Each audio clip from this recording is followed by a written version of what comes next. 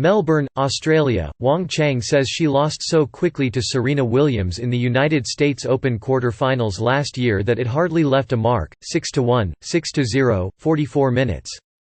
A really tough match, you'll always remember. Wang said in an interview with The New York Times on Friday. That one was easy, I think I didn't play 2 balls in a row, so for me it's easy to forget it. She will always remember the rematch. However, the 27th-seeded Wang beat 8th-seeded Williams 6-4, 6-7, 2, 7-5 on Friday in the third round of the Australian Open, hanging tough for 2 hours and 41 minutes with the 23-time Grand Slam champion who had overwhelmed her 5 months earlier. To be honest, I didn't think I can win this match. Wang admitted. Because last time it was love and won, and who knows what tennis I will play? Wang, 28, had struggled to believe that she belonged in the top echelon of the sport she has played professionally for roughly a dozen years, even after reaching a career-high ranking of number 12 last year. When she was talking about the girls 2 spots in front of her, she was talking like they were not from the same world, said Thomas Drouet, Wang's coach. I'm sure she believes now, yes, I am one of them. Wang's sights are now set on the ultimate prizes in tennis.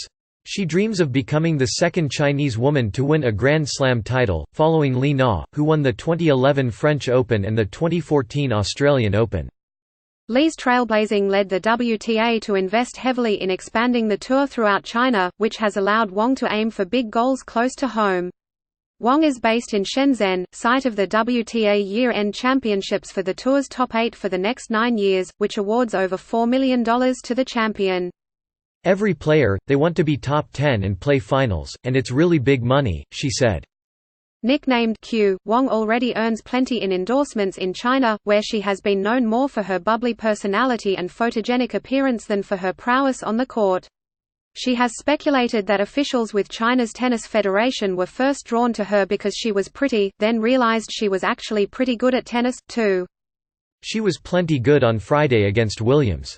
Drouet said the key was Wang's ability to forget what had happened just months before in New York. There she put a lot of pressure on playing Serena, on playing on Arthur Ashe for the first time, Drouet said. So, mentally, we tried to work on that aspect of the match. She has to stay herself.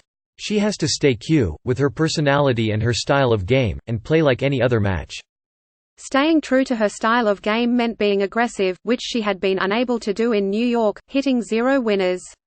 On Friday afternoon in Rod Laver Arena, bolstered by increased strength, she hit 25 winners. That prevented Williams from easily overpowering her. We worked really hard in the offseason, Wang said. We did a lot in the gym, so I have more power now. I have confidence, so much more confidence than last year. Drouet, who now also directs her physical training, said he emphasized adding upper body strength after seeing her get knocked around by Williams in New York. I said, you see, to challenge these girls you need more power. Drouet said. And while Drouet believes steadiness will always be the foundation of Wang's game, he has pressed her to be less passive compared with last season. She couldn't win big tournaments waiting for the other one to miss. Drouet said. She's almost doubled her winners per match. Wang's reward for beating Williams is being the clear favorite in her 4th-round match Sunday against 78th-ranked Ons Jabeur of Tunisia, against whom she is 2-0. Wang first surged up the WTA rankings in the second half of the 2018 season, rising from 91st to 20th primarily on the strength of her performances at tournaments in China and Hong Kong, where she went 23-5. She has worked to convince herself that her home court advantage can travel. If you can beat someone in China, why can't you beat them in other countries? Wang said. And here we're very near to Chinatown, so I have the Chinese food, that's the way. She reached a career high of 12th in the rankings after her run in New York last year, which included a win over second-seeded Ashley Barty.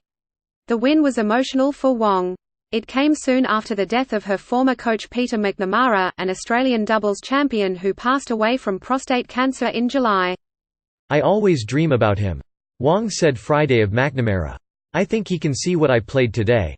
He will be proud of me.